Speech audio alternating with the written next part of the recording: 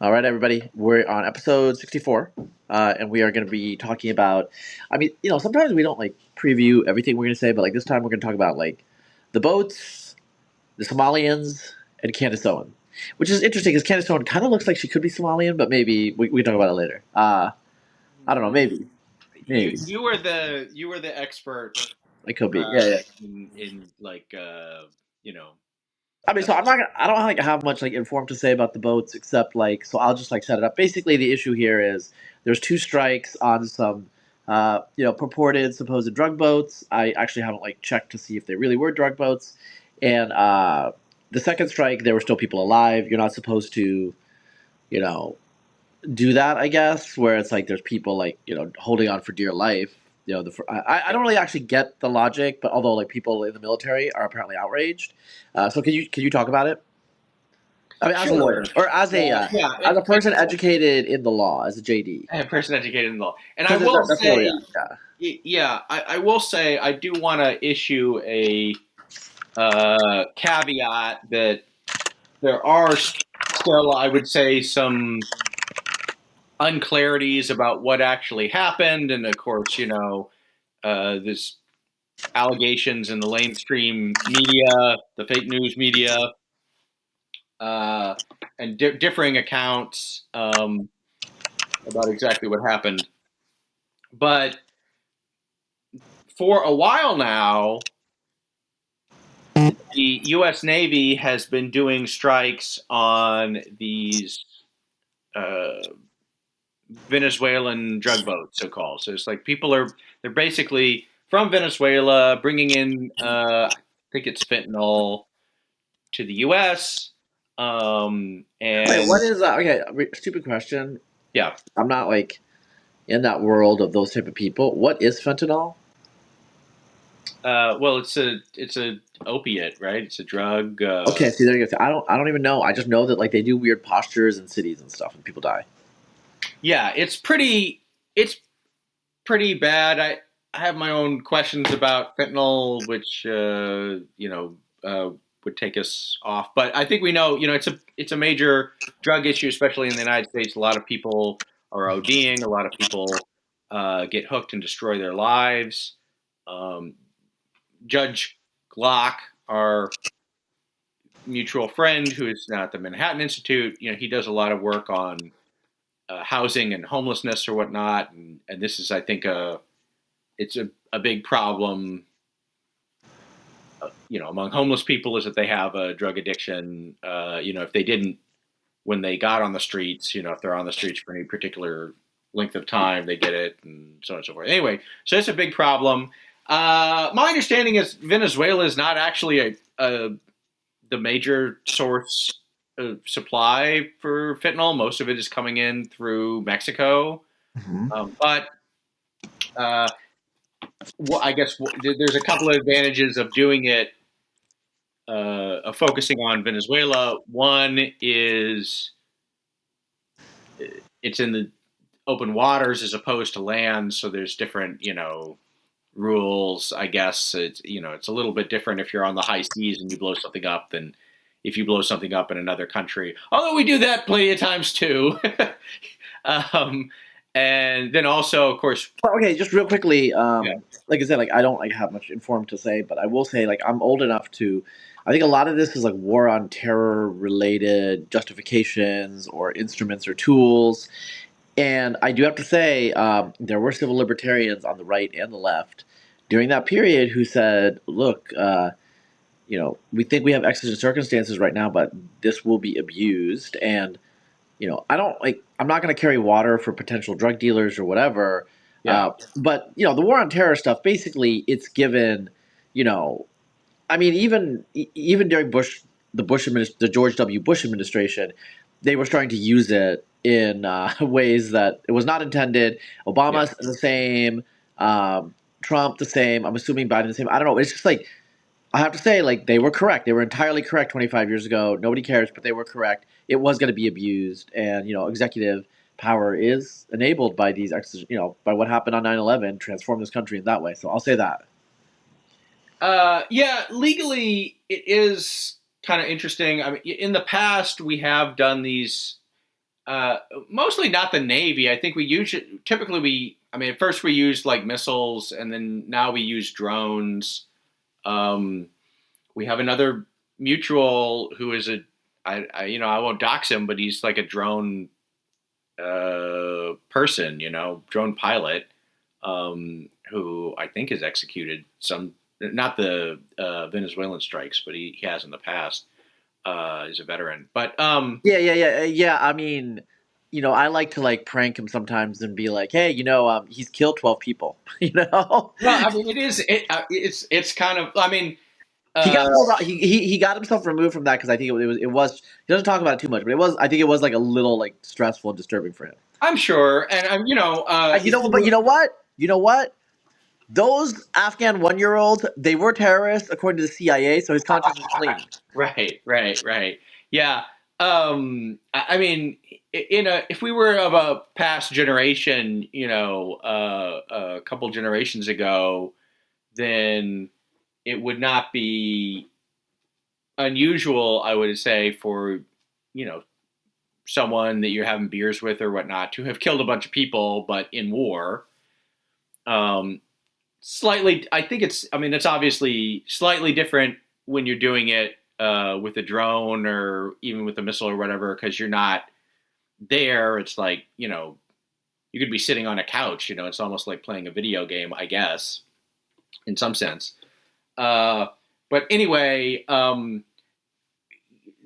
it's been a source of some controversy. We have used it for the war, for war on terror stuff, and I would say a couple of times Obama even used it against American citizens, who were overseas, who had some sort, there was one guy who had a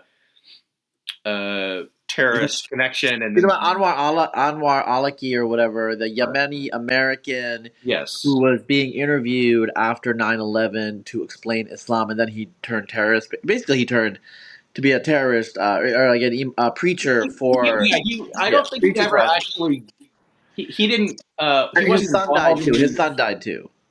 well, He was yeah, obviously an so, American citizen. right. So there's two. Well, they were both American citizens. He was definitely a radical. Definitely supported a bunch of bad stuff.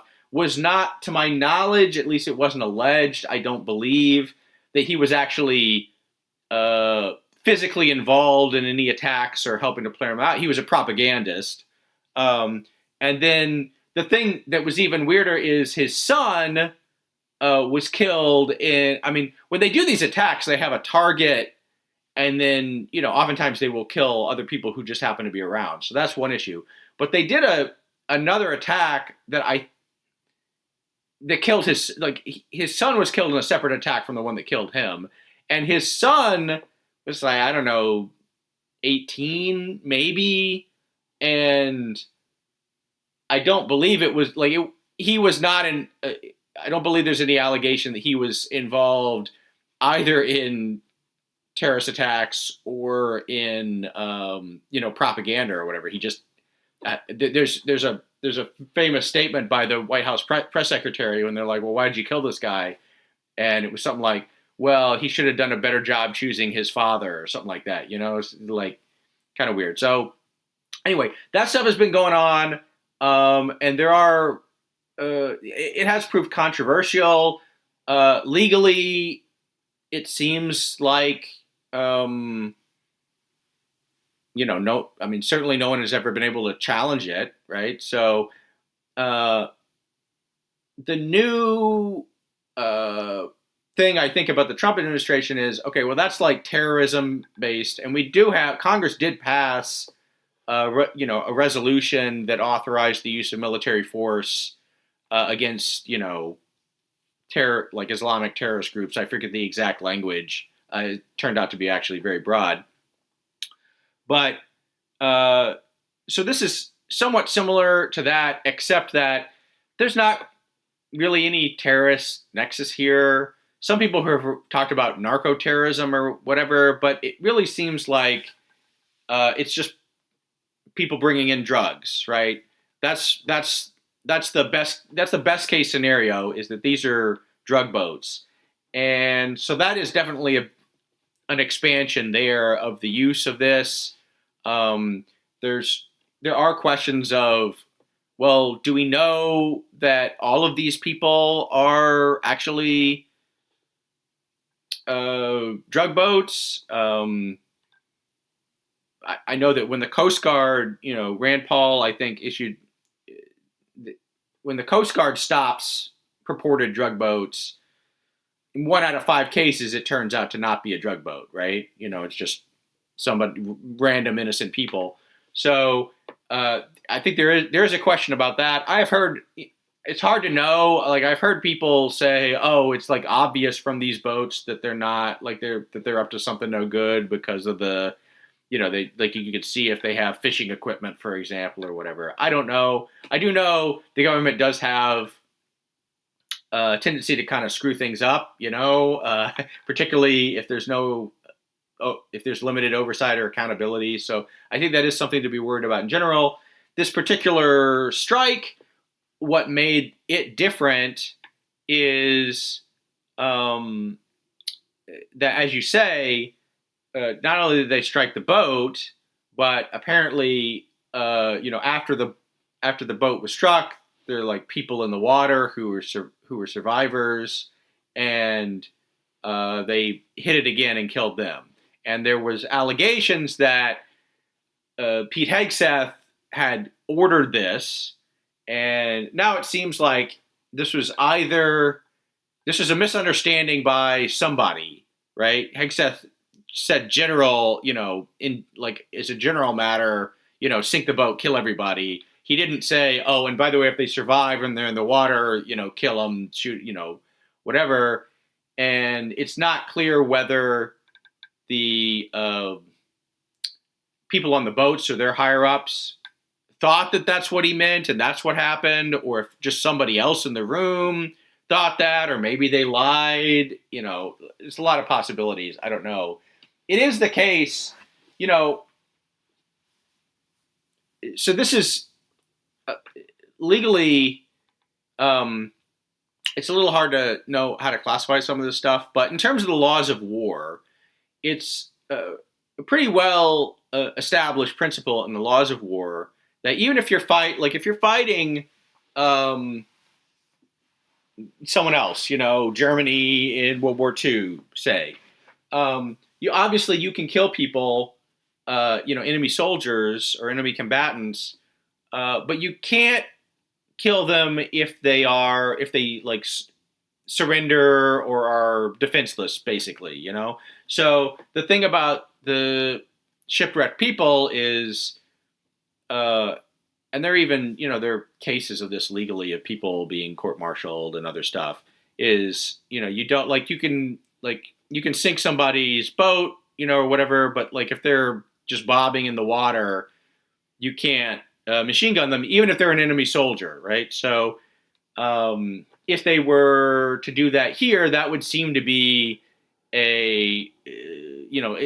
illegal against the U.S. law, against the laws of war, etc. And nothing. The Trump administration isn't going to do anything about that, even if that actually happened. But I think part of the issue is, several high-ranking Democratic legislators who were all veterans. They've issued a video a couple weeks ago saying, hey, if you are a military personnel, you must disobey illegal orders, and which has caused its own set of controversies. But there is, I think, some concern about, if we were to have a future administration, if the Democrats were to get back in 2029, would they kind of go back and try and prosecute people for these strikes, either for the strikes in general, which would be a harder case to make, or for this, if it turned out that they were shooting people, who were just bobbing in the water, for that. So I don't know. It's kind of up in the air. Probably if I think the more short term thing that we are likely to see is if and when the Democrats regain control of the House of Representatives in 2026, then you can have hearings, and investigations of that nature. They can't really do much. Uh, People, there's a whole separate issue of like people just not showing up for hearings or not answering questions and so on and Well, so okay, forth. so just with some historical perspective, like the sort of Democrat hearings, Republican hearings, whatever, like this has happened for the last 25 years. Yeah. Various related to war on terror, like they're talking about like, oh, is George W. Bush going to be um, prosecuted as a war criminal if he lives in the United States? There's all these sorts of things. Obviously, nothing's going to happen. I think substantive in terms of legally to these people. In my opinion, it just never does. Um, so that's that. In terms of the politics, let's just like be really clear. Right now, as we're recording, it looks really bad in the House for the Republicans. Mike Johnson might not even like last the term. I mean, partly just because like his majority is so small. Like what's like two people now that like anyone can complain and they have to be kind of heard in the media and also like in the House leadership because the margin is tiny enough.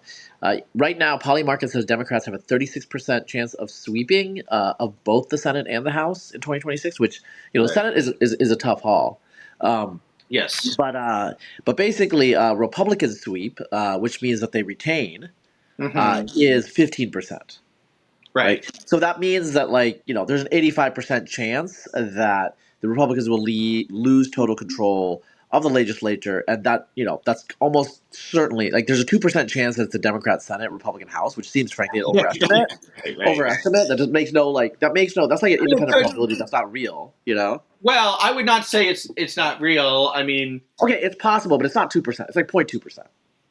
I don't know. I mean, like 1 out of 50 runs. You would the situation. I think and again, I'm not saying that this is at all likely, but 2%. One chance out of 50. One thing that we do know tends to happen is that Republicans will give up winnable Senate races through candidate selection. Right. So that's happened.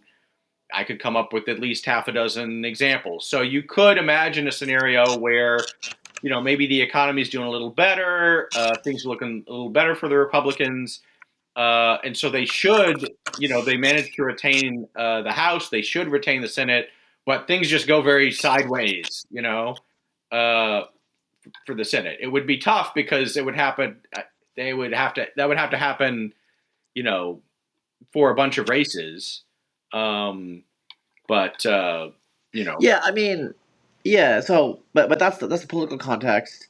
yeah, Um, I think the foreign policy context, like, because like the legal stuff, whatever. I again, like, you can speak to that. The legal stuff. The issue here is that you know, or not the legal stuff. The foreign policy stuff. You know, yeah, I don't know. Like Rubio's convinced Trump to invade Venezuela. I mean, that's like the shortest way to say it. I mean, he's probably not going to do it.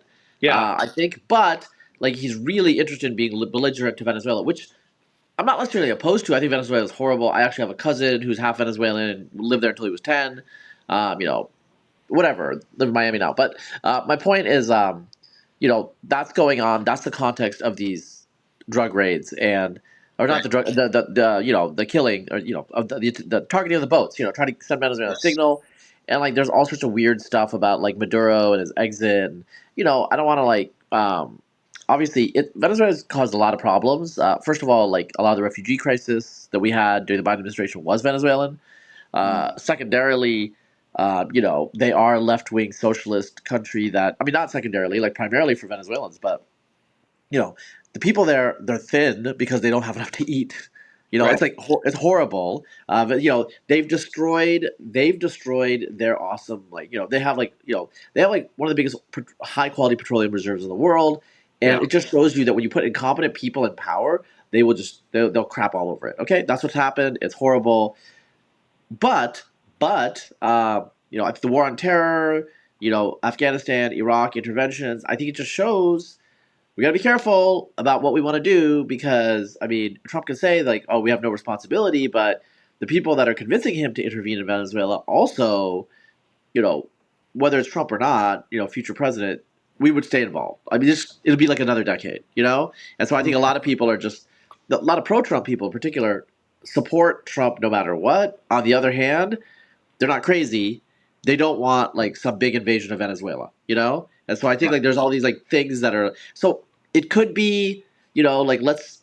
I mean, I don't know. I'm just saying like bank shot. It could be that like focusing on the legal aspects kind of sucks the oxygen out of like realpolitik, like military maneuvers, right? Like, oh, they're focused on the legal stuff. Nothing's ever going to happen. But I think both the Democrats and, frankly, a lot of Republicans would be okay that there not be an invasion of Venezuela by any means necessary. Just give Trump whatever win he wants, or like don't pester him too much. But we just don't want Venezuela to be invaded. I think that that's something that's looming over it. I think most people agree on that. I mean, there's a minority of people, especially in Miami, the Cuban community. Ethnic politics is a thing. We'll talk about it shortly, and that's that. They're really focused on it. Most people are not focused on it. But if you ask most Americans, and I think there are polls, like they don't want to invade Venezuela. Yeah, and I don't personally. I don't see the like an actual invasion happening. I don't. I don't think that is what the administration is contemplating.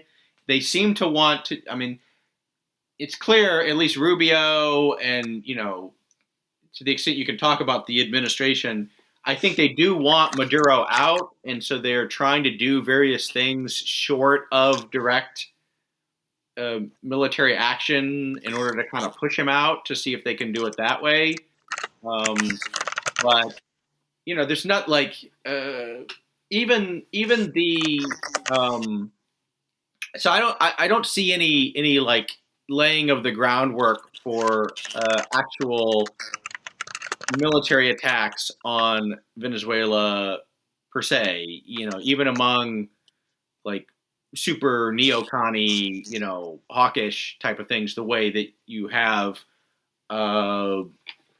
in the case this is different than for in the case of Iran or Ukraine, or certainly back in the day with Iraq or whatever, where there was just very Yeah.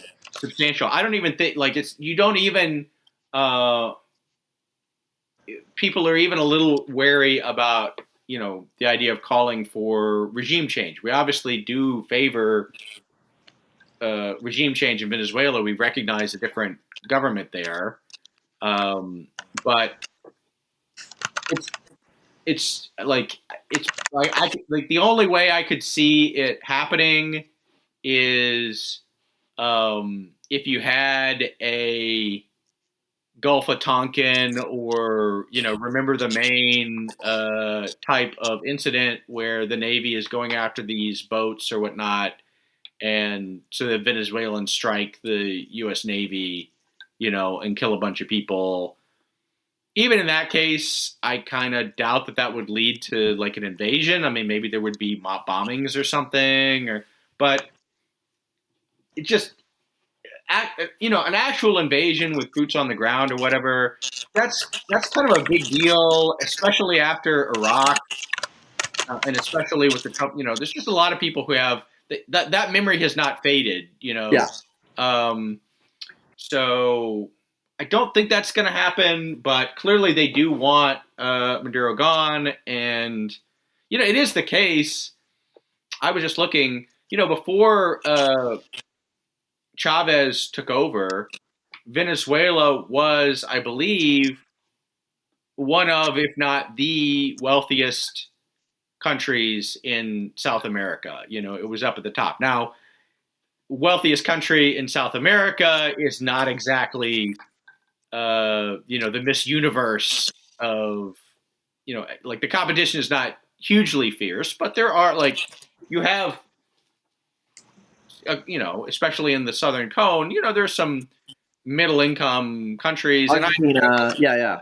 inequality, whatever. Anyway, now Venezuela is one of the poorest countries in South America. Despite the fact that they've got they got oil, so they got a lot of natural resources. there's no particular reason why they should be poorer than Colombia, or at the same level as Peru, or why they can't do as well as Argentina or Chile or whatever. So that's all. I think you just have to say, like, that's just down to the socialism. Yeah. It's why socialism is a horrible system. So it would be Yeah. great, in my opinion, if the Venezuelans would get rid of Maduro and go back to a more uh, free system. Yes. But I don't want that to happen. I feel like uh, a good way to avoid that happening is to have foreign intervention, which inevitably leads to like backlash. People don't like, even people who don't like the regime necessarily, they don't like the idea of foreigners coming in, and especially if we had some sort of on the ground role. It's been 70 years since that has worked out. Yes. Okay, I can't say that because I think it worked out in Panama, but you know what I mean. In Yes. general, I think the odds are not good. So In general, it's bad news. yeah, in general, it's bad news. Yeah. Yeah. So hopefully, uh, to quote John Lennon, as I am not exactly fond of doing generally, but maybe give peace a chance, right? Yeah. All right. So we don't have peace in terms of. I'm trying to do like a segue here. We do not have like peace in terms of like the policy arena, in terms of like the great state of Minnesota right now. The next thing we want to talk about is like a specific case. This has been rumbling for a while. Like people have been knowing about. People have known about this. There's massive fraud that happened during COVID, Right. after 2020 in Minnesota related to basically NGOs, nonprofits that were supposedly feeding people or helping people, and it Yeah. was all basically just stolen. There were no people; it was all fake, and this was known actually like a couple of years ago. People were reporting on it, but it's just Chris Rufo of Manhattan Institute and some of his colleagues have really been pushing it recently. And Rufo's, and I want to be clear about this.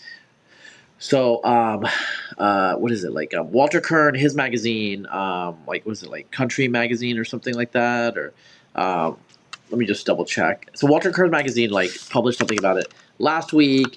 Then Rufo published, and he said it was a breaking thing. Walter Kern's been like, oh, County Highway, yeah. So that's the magazine. But that they broke it, and Rufo said, no. Our big thing is that we showed that like everyone basically in Somalia thinks that this money was being funneled to Shabab, which is I think Shabab, yeah, which is like the Al Qaeda affiliate in Somalia. Yeah. Right. Yeah, Yeah. and To the extent so there was like this, and then the New York Times, yeah. Go yeah, ahead. Go ahead. then the New York Times, just to finish, then the New York Times like covered it hardcore. Like it was a Yeah. pretty good story. It like kind of said like, oh, there's no evidence, there's no like hard evidence about the Shabab connection, but like Rufo was like, no, like just because we don't have the receipts, which is like, okay, that's gonna be hard for Shabab because like they probably don't keep receipts, but he's basically like, the Howla system, which is like a money transfer system, is the way they're doing it, et cetera, et cetera. Um, anyway, the point that I'm making is this has kind of been known, and the Somali community, Somali American community, which is like a substantial minority of Minneapolis, are heavily involved. The executive director was a white woman named Amy Bach, but she basically was telling her Somali underlings to threaten racism, and they did sue. They're like, oh, like why are you targeting like a mostly like Right. non-white, blah blah blah. This is after 2020, so it was a shakedown. It was a shakedown operation. It was very like Jesse Jackson, like we could use the hardware, we could use the easy way. It Yeah. looks like Tim Walz, the vice presidential candidate, and the Democratic Farm Labor Party, and New York Times reported on this too. A lot of people believe that they looked the other way because the Somalis are a big constituency, and they didn't want to cause problems with that. And just to finish up, now like there's a whole like anti-Somali thing on the internet, like Somalis suck.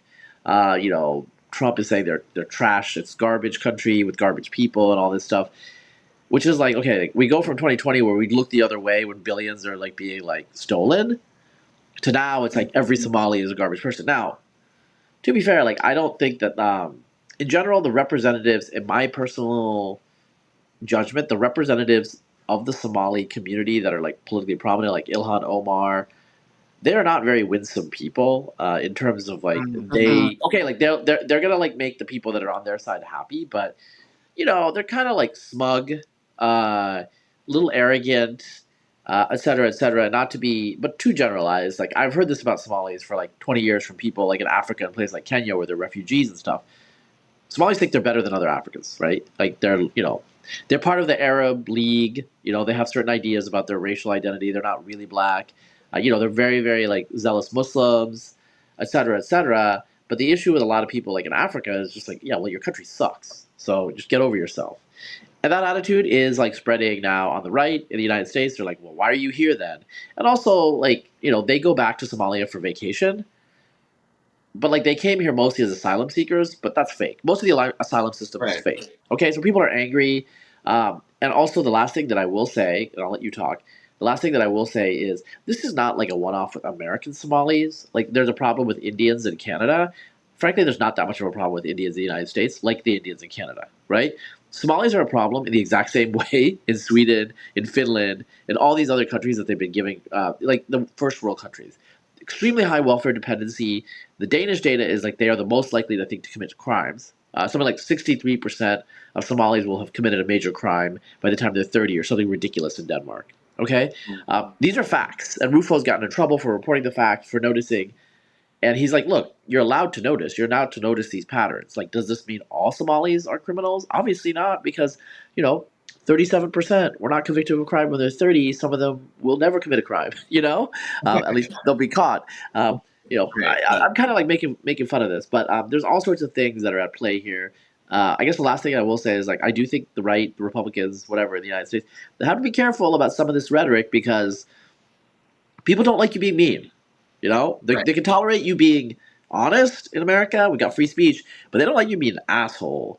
And it might kind of blow up in our face in terms of, I say like Republicans. It might blow up in the Republicans' face when if they overreach and like people are like, you know what, like this is just like too far.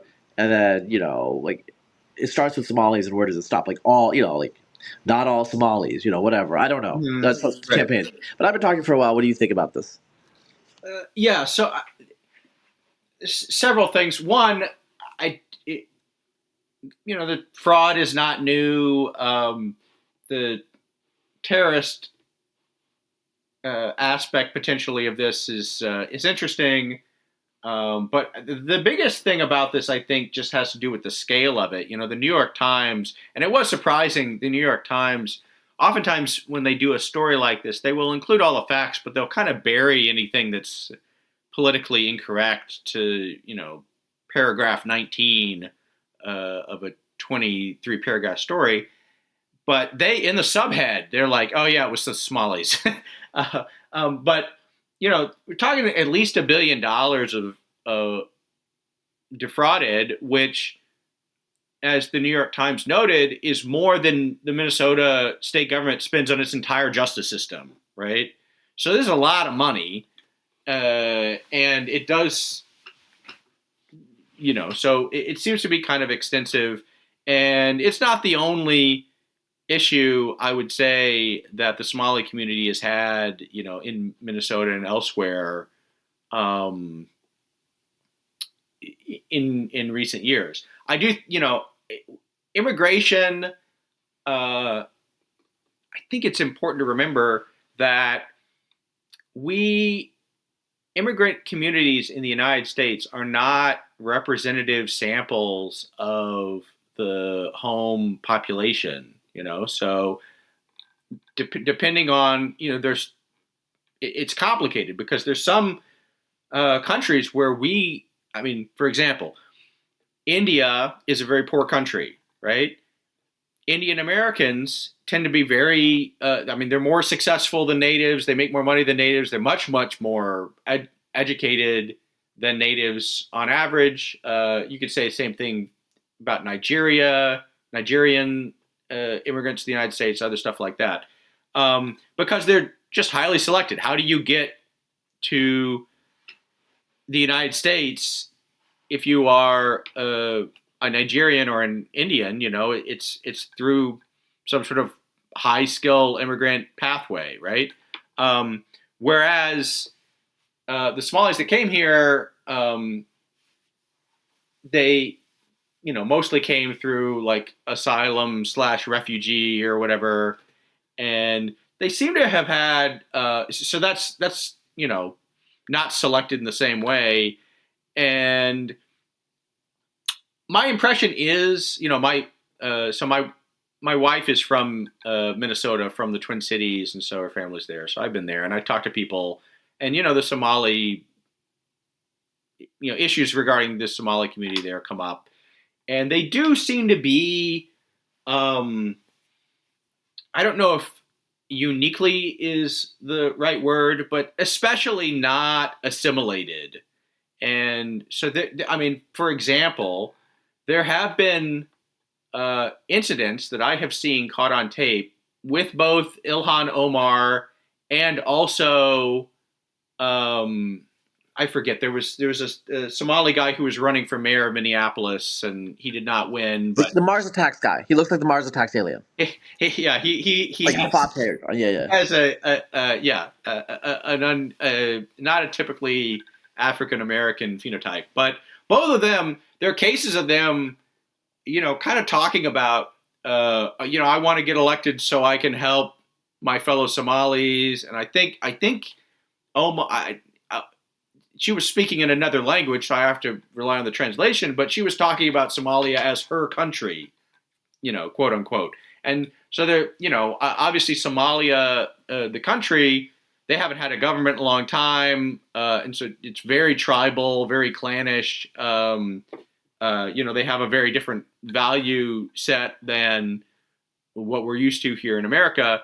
And they do seem to be, in particular, they have problems with, assimilation. It's not unique, I'm going to jump in here just to Yeah. reiterate. You have like obviously, we're talking about Somali Americans. I think the key that I do want to like hammer home to the listener out there, this is a consistent problem in other countries as well, including even in Africa. Right. They're very very attached to their culture, and their identity and their religion, and they don't want to give it up. Which okay, like that's fine. So are Orthodox Jews, but the other problem, aside from their clannish uniqueness, is like they're not as like Richard Hanani and Anatoly Karlin would say, they're not elite human capital. I mean, actually, Ilhan Omar for Somalia kind of is. Like her father was a major political figure. Possibly committed some war crimes. Yeah. I mean, Well, as we do. Right. But the issue here is like this is the case in the United States. It's not exclusive, but this is one of the biggest cases in the United States of the asylum system, which is a total travesty disaster, probably the most anti-immigration generating institution in the developed world. Yeah. Okay, because like it's abused. Nobody really, like 99.99% of the people that use it do not need it. They're usually often actually like more well off because like they pay smugglers to come to this country. They lie, and then the NGOs and during the Biden administration itself just went along with it. They went along with all the lies, and people know their lies. But they also don't come here with like say what you want about like H-1Bs that are undercutting American programmers by only making $130,000 a year. Right, that's Right. still a net. It's still a net positive, actually. I mean, there could be zero sum, but you know what I'm saying here. This is what Chris Rufo is tapping into. This is what the right is tapping into, and this is why, Trump said he didn't say it artfully. Like, if you want to get into it, like I do think this is like the wrong way to go. But what he was saying is reflecting an underlying reality: is these people come here on false pretenses. They don't assimilate. They actually think quite highly of themselves. This is just like a notable thing. They think very highly of themselves. Yes. But they also are not like economically stand out. Okay? Like you could say like for example like some Indians are like stuck up. Like some Chinese actually like that come from Asia, they're also like, "Oh, we're better than the Americans." but like they're working at Google or something. Okay. Right. But Somalis are not doing that. Yeah. Maybe they're small businesses or whatever, but a lot of them are also welfare. There's a lot of dependency on the tax dollars of other people in Minnesota. Anyway, you go on. Right. Yeah. Yeah. So this is, I think you are right. And I mean, it's not. I wouldn't say it's unique to Somalis. I mean, for over the Thanksgiving holidays, there was, of course, an incident where a someone who was here from Afghanistan shot a couple of National Guardsmen in D.C. He, I think, he wasn't a refugee exactly. He basically came in after the U.S. withdrawal because he's, was like a friend, So that's kind of like a refugee, but it's a special program or whatever. But again, the Afghans, this is also, you have a people, I mean, this is a group that has had problems all over the place. And if you were raised and you grow up in a society that is, I don't know how to just like, it's not a Bronze Age society in Afghanistan or Somalia, but it's not, these are not modern Well, societies. okay, These are, yeah, yeah. So one thing to note, and like these, like Rufo and others have been highlighting this. So they're clan societies, right? right. Like some societies are clans. Like there are third Yes. world societies that are clan societies, and third world societies that are not clan societies, right? Like so, South China is very clannish. Right. North China is far less, for example, clannish. They're both Chinese. Like my family's from Bangladesh. Like we don't have clans in Bangladesh. Like we have just like normal American idea of like, oh, they're our cousins, and Yeah. obviously you're closer to your cousin, but it's not like you're part of the Khan clan. You know what I'm saying? Whereas Right. in Pakistan, like the Arabs, and unlike the Iranians, they have clan systems that are like these paternal lineages, and they help each other. It's like very systematic. Somalia is like that, and Afghanistan's like that, to my Right. knowledge. Not the Tajik, not the northern Afghans. Actually, the Tajik. Uh, but basically, a lot of the ones that are coming are from the south. Are Pashtuns, very clannish people, just like the Somalis.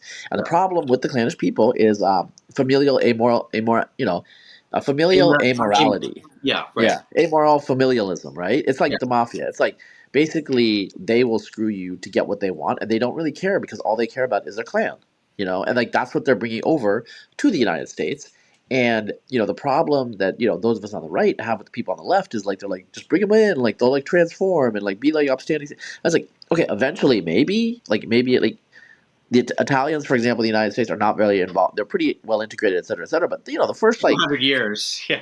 there was a lot of like around the turn of the century there's lynchings, there's all sorts of things Right. targeting Italians because they were involved frankly in organized crime.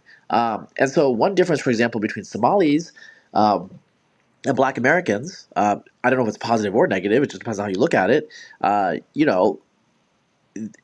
It's not like they have their own mafia, but it's just like they're very organized, they're very ethnocentric in a way where they help each other Right. to get away with stuff. So like there's like an infinite like a case. Another thing that reported in the New York Times, bribing like jurors with hundreds of thousands of dollars. A Mhm. juror Right. to and it was a Black American juror. They were like trying to use the racial angle here, which is again ironic because I think a lot of Black Americans actually know what Somalis think about them because they're not shy about it.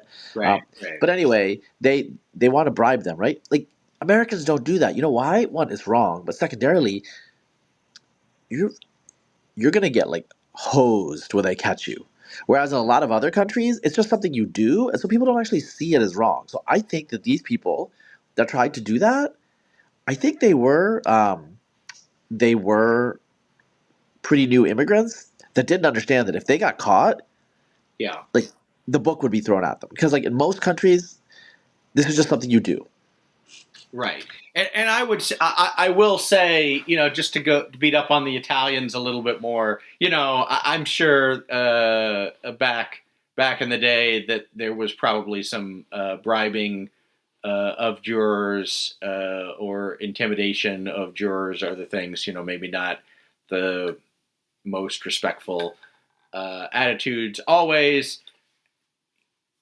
It does, you do kind of get over it after a while, perhaps, but it takes a very long time. And particularly, if you have, in the United States, it's hard to quantify this, but I part of what helped, I think, to kind of break up those ethnic enclaves and get people kind of back, more assimilated into American values is, first you had a kind of massive restriction on immigration, right? So you weren't constantly refreshing these immigrant communities with new people that were just coming here, with the same old values. And then you had a huge world war. So, Vito or, Jimmy or whoever had to go spend a couple years where he was not in any sort of old amoral familism type society. He was, fighting side to side with, his fellows who were Anglos or Irish or Jews or whatever, and in a very pro-America type of thing. So those are the sorts of things historically that have helped to kind of overcome some of this clannishness. But it's tough. Obviously, you don't want to, especially it used to be that impediment to discussing these issues were that American people were very uncomfortable and allergic to any sort of generalization or group claims about nationality, ethnic groups, other things like that. I do think that is kind of faded. That's part of the reason why we're seeing a lot of this stuff now. A lot of it is just online. Frankly, but some of the No, but it's taboos. Trump saying that they're garbage. Garbage. It's Right. Well, that's he did. offline now. Yeah, that's. He said in his first term, he had the thing about shithole countries or whatever. So that is, but there is. Certainly, one thing about the Trump era is there has been both a kind of coarsening of political language and then a lessening of taboos, around your language on all this stuff. So I certainly don't think it's huge. People should not be needlessly offensive or nasty about this stuff. And a lot of it is also kind of dumb, especially when you branch out. It's not just the Somalis, right? People also talk about the Indians, and they also talk about other groups, and oftentimes it's kind of dumb. I know we're going to talk in a little bit about Candace Owens, and I saw kind of amusingly on X after she claimed that the French government was trying to assassinate her. You could kind of see there were accounts that were trying to whip up anti-French sentiment, in the same way that people had previously whipped up anti-Indian sentiment or anti-Jewish or anti, whatever. And so they were talking about, so it was people need to remember that France was allying with Indian tribes to kill Americans, for hundreds, just okay. It's just what's that meme where you have the NPC person and they take out the microchip, take out the microchip, take out. It's a new current thing. Yeah, it's a new current thing. French. Yeah. I will say, and and I think I've talked to you about this really. It's just I see in real life, some of my, I have midwit friends, I'm just gonna say it, Yeah. and they don't think deeply about things, and they'll just repeat memes, and I'll just look at them, and I'll just be like, okay, what did you just say there? And it turns out they had no idea. Right. They're just repeating what they saw on the line. They were like, blah blah blah. It's just, there's kind of a glassy repeat, And I'm like, okay, this is how it works. This is how this is why these online people do things like this, because majority of people will just repeat it, and the left will too. Another thing is all of this anti-Somali hate. The New York Times article shows to me, and in fact, there's evidence out of Minnesota that it is a bipartisan or people understand there's a problem here. This is not cool. Right. They understand there's a problem here.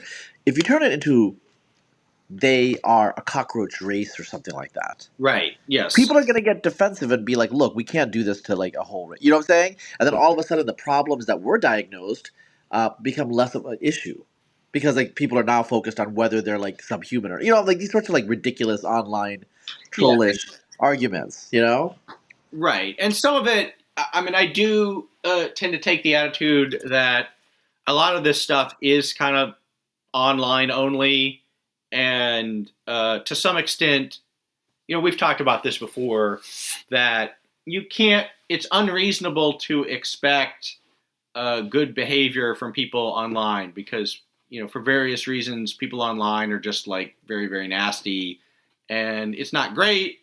But I don't think you can like hold yourself hostage. Like if the idea is that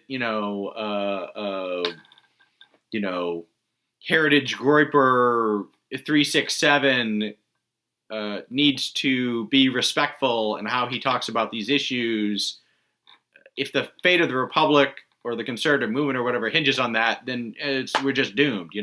So I try to myself, and I encourage other people to keep a kind of perspective about it, not over-index on what they see online with some of this stuff.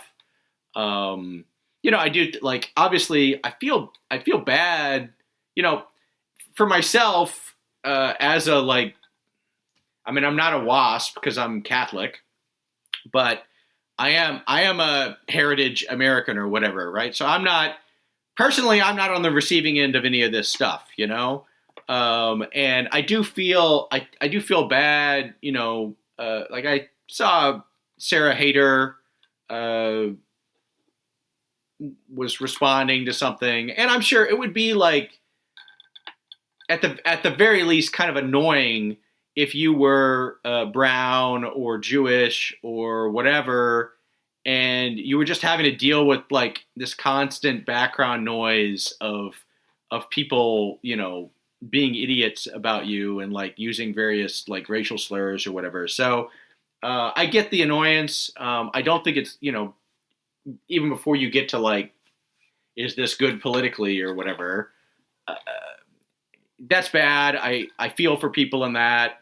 But I do think, some level of that is just kind of the way that social media is going to operate, especially, now that the vibe shift has happened or whatever, so people don't feel quite as constrained.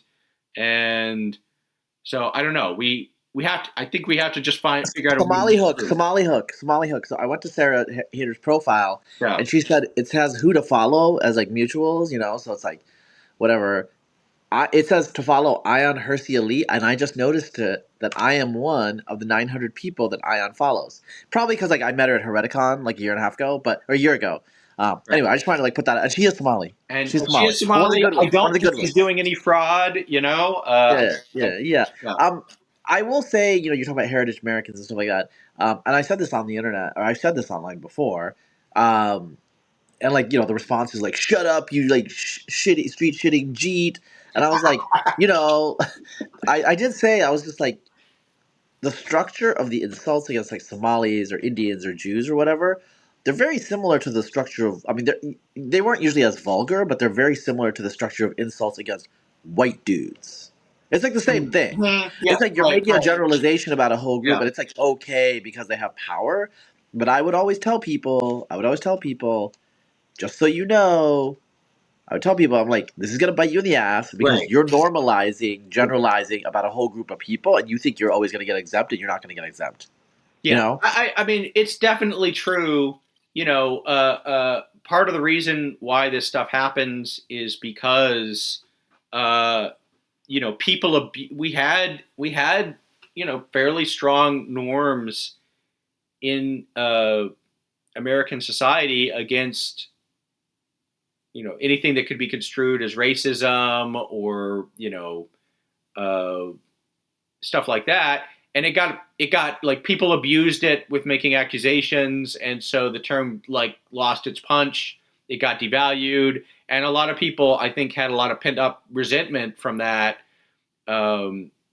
which is doesn't get always it doesn't express itself in positive or productive ways. In my opinion, I don't think people should be responding like that. But it is true. I think it's a natural and maybe even inevitable reaction. I don't know if I said this. I actually find a lot of online racism kind of funny because it's so like weird and performative. So there was this because like some of it is just like stupid stuff and it goes viral because it's stupid, so people can like talk about it. Like Right. there was a whole thing when Zoran was eating with his hands in kind of a gross way, which I personally do find gross, but like Yeah. I don't like. I'm not that I will like not say it when everyone else is saying it because like I'm not gonna pile on and like who cares really. Um, Right. but like there were these like East Asian accounts like like Kangmin Lee. He's like base like racist Korean. He's like I was like a civilized Asian, and so I was like I don't normally like go into like race defense mode, but I Mhm. was like, did you see my quote? I like was basically like what like I personally think eating with my hands is gross. But I really think someone whose culture eats dog should like not explain to Americans what's gross. And Right. then like people started were like whoa whoa, and I'm like, oh, you didn't think that was gonna happen to you. And then he's like, well, we banned it, okay? And I'm like, why do you have to ban it? Because you eat it, Right. Yes. Right. And Right. like they didn't really have a response. Like all of like the anti-brown racist East Asians were like, wow, that's pretty racist, man. I'm like, yeah, it is. This Right. is what happens when you unleash that on society, right? Everyone goes to the gutter. You're not having a real discussion about what. First of all, Zoran's eating with the hands annoys me because it's performative BS. Everyone knows that. But second of all, Right. that's not what's the annoying thing about him. Yeah. It's Like not it's like we annoying. got people Right. got obsessed with all of these like performative markers because they're. I mean, maybe it's just because they're stupid and they want to focus on gossip. But like, he's a socialist. Okay, he's a Mhm. decolonial. Like those are bad things. And Right. like I understand that they're not as exciting to talk about as like him eating with his hands, but it's like all of the online oxygen goes to these things. So like now I don't know what we're going to talk about Somalis. I mean, maybe we're going to talk about how Somali food sucks. Like that's another thing. Yeah. Yeah. Which Yeah. is like, okay, like who cares? But you know what? It's easy to talk about, and everyone like if I wanted to get more engagement, if I wanted to get like a lot more followers, I would just talk about how like I think like there's never been like a single ounce of Mexican food that has tasted good. Is that true? No, that's totally false. Right. But I'd get a huge amount of Like engagement, like good. inevitably, Yeah. Yeah. you know. Uh, So we should probably move to the last topic.